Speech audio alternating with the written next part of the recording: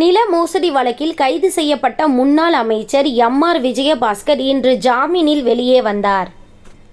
கரூர் மாவட்டத்தை சேர்ந்த பிரகாஷ் என்பவரின் 100 கோடி மதிப்பிலான நிலத்தை முன்னாள் அமைச்சர் எம்.ஆர். விஜயபாஸ்கர் ஆக்கிரமிக்க முயற்சித்ததாகவும் அது குறித்து தனக்கு கொலை மிரட்டல் விடுத்ததாகவும் பிரகாஷ் போலீசில் புகார் அளித்திருந்தார். அந்த வழக்கு சிபிசிஐடிக்கு மாற்றப்பட்டது. இந்த வழக்கு தொடர்பாக கடந்த 16ஆம் தேதி எம்.ஆர். விஜயபாஸ்கர் கைது செய்யப்பட்டார். கைது செய்யப்பட்ட அவர் நீதிமன்ற உத்தரவின்படி திருச்சி மத்திய சிறையில் அடைக்கப்பட்டார். தனக்கு ஜாமீன் வழங்க வேண்டும் என எம்.ஆர். விஜயபாஸ்கர் கரூர் நீதிமன்றத்தில் மனு தாக்கல் செய்திருந்த நிலையில் அதனை விசாரித்த கரூர் நீதிமன்ற நீதிபதி விஜயபாஸ்கருக்கு நிபந்தனை ஜாமீன் வழங்கினார். அதனை அடுத்து அவர் இன்று திருச்சி மத்திய சிறையில் இருந்து வெளியே வந்தார். சிறையிலிருந்து வெளியே வந்த அவரை அதிமுகவினர் உற்சாகமாக வரவேற்றனர்.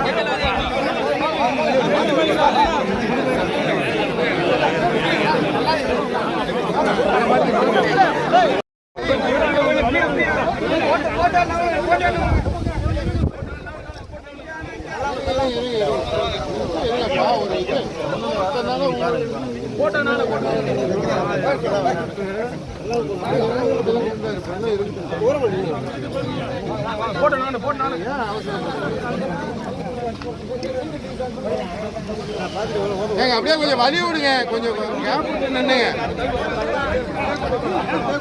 கொஞ்சம் கேப்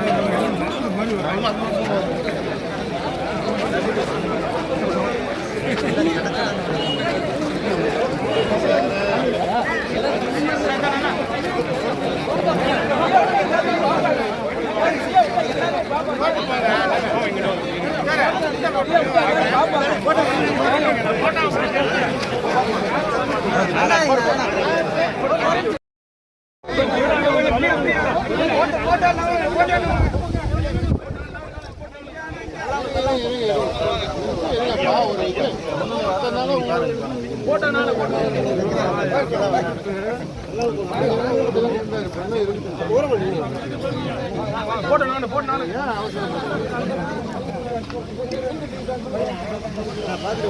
அப்படியே கொஞ்சம் வழி விடுங்க, கொஞ்சம் கேப் விட்டு நின்னுங்க. கொஞ்சம் கேப். இது வந்து சிவில் வழக்கு.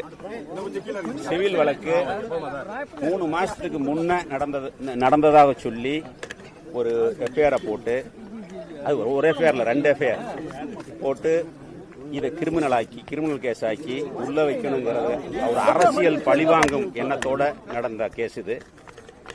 நீதிமன்றத்துக்கு போனோம், நீதி கிடைச்சிருக்குது, பெயில் கிடைச்சிருக்குது.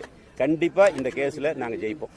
இதுக்கு முன்னே எனக்கு எங்கிட்ட கேஸ் கிடையாது, அரசியல் கேஸ் தான் இந்த 3 வருஷத்துல மட்டும் என் மேல இதோட 31 கேஸ் போட்டிருக்காங்க. 31 கேஸ் போட்டிருக்காங்க. அதனால இந்த கேஸெல்லாம் பற்றி நாங்கள் பயப்படுறதில்ல. எங்களுடைய பொதுச் செயலாளர் அண்ணன் எடப்பாடியார் சொன்னது மாதிரி எத்தனையோ இருக்குது, அதையெல்லாம் விட்டுட்டு இந்த கையாளாகாத திமுக அரசு பழிவாங்க நடவடிக்கை தான். கரூர் இருக்கக்கூடிய திமுக யார் உங்களுக்கு தெரியும். அவங்களுடைய தூண்டுதலின் பேரில் போடப்பட்ட வழக்கு நீதிமன்றத்தில் சரியான எங்களுக்கு நீதி கிடைச்சிருக்குது. கண்டிப்பா அது நீதிமன்றத்தில் சந்திச்சு இந்த வழக்கிலிருந்து வெளியில் வருவோம். இல்ல அன்னைக்கு வர்றோம்னு சொல்லியிருந்தாரு. அன்னைக்கு என்னைய வாரண்டுக்காக கரூர் கூட்டி போயிட்டாங்க. இப்ப இது நடந்துகிட்டு இருக்குது. நம்ம பார்லிமெண்ட் தொகுதி சம்பந்தமான ஆலோசனை கூட்டம் நடந்துகிட்டு இருக்குது. இன்னைக்கு அன்னைக்கு என்ன இவங்கெல்லாம் வந்தாங்க, தங்கமணி என்ன, சிபி சண்முகம், ஒரு பரஞ்சோதி, இவங்கெல்லாம் வெளியில் இருந்தாங்க. உள்ள வர முடியல. கட்சியில எனக்கு ஆதரவு கொடுத்த நிர்வாகிகளுக்கும் மற்றும் குறிப்பாக வழக்கறிஞர்களுக்கும் என் சார்பா மனமார்ந்த நன்றி. அதனால இதை கண்டுலாம் நாங்கள் பயப்பட மாட்டோம். இதை வச்சு மிரட்டி கட்சிக்காரங்களை பயமுறுத்தலாம்னு நினைக்கிறதெல்லாம் நடக்காது.